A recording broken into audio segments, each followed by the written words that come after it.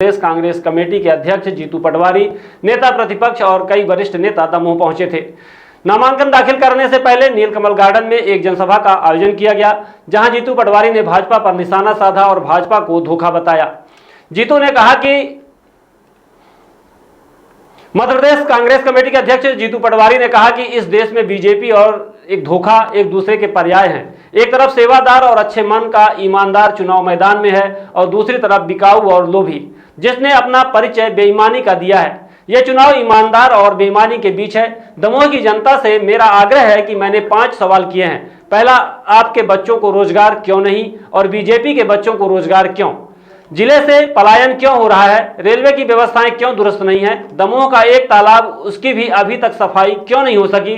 किसानों को फसलों के सही दाम क्यों नहीं मिल रहे? ये सवाल आपके घरों में है और वोट देते समय याद रखना, खासकर संविधान से प्यार करने वाले लोग। पटवारी ने कहा कि एक तरफ वह लोग हैं जिन्हें 400 सीट चाहिए क्योंकि उन्हें संविधान बदलना है और दूसरी तरफ वह लोग हैं जो संविधान की रक्षा करना चाहते हैं, आपके वोट के अधिकार को सुरक्षित रखना चाहते हैं। इसलिए सोच समझकर वोट देना और कांग्रेस को वोट देना।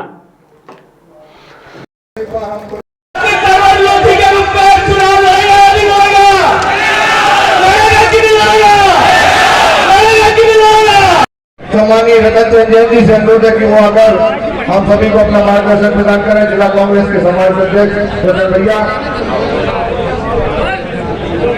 हमारे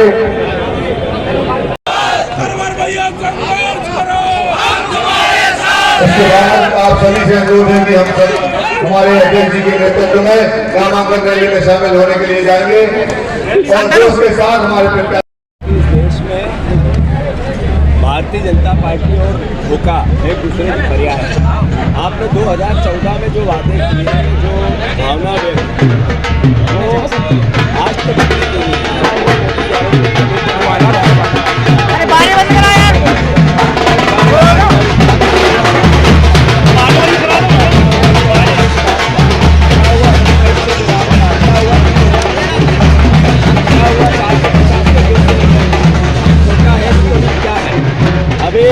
आपने कहा हम पहला पटेल केंद्र के मंत्री थे, उनको राज्य का मंत्री बना दिया और कहा हम मुख्यमंत्री बना दिया। उमा भारती ने बीजेपी को सींचा और उमा जी को अपमान है।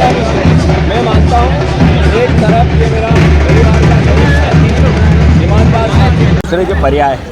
आपने 2014 में जो वादे किए, जो भावना व्यक्त की, वो आज तक पूरी क्यों नहीं हुई? क्या हुआ मोदी गारंटी का 2 करोड़ रोजगार का? क्या हुआ किसानों की डबल इनकम का?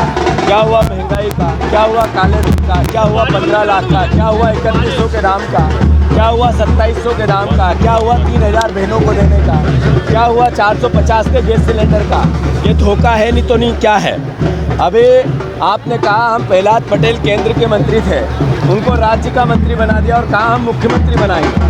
उमा भारती ने बीजेपी को सींचा और उमा जी को प्रचार समिति में लेने लायक नहीं समझे। ये अपमान है या नहीं है? मैं मानता हूँ एक तरफ ये मेरा परिवार का गरीब साथी, ईमानदार साथी, युवा साथी, सेवादार, अच्छे मन का ईमानदार, और दूसरी तरफ है बिकाऊ, दूसरी तरफ है लोभी, दूसरी तरफ है जिसने परिचय दिया अपनी बेईमानी का।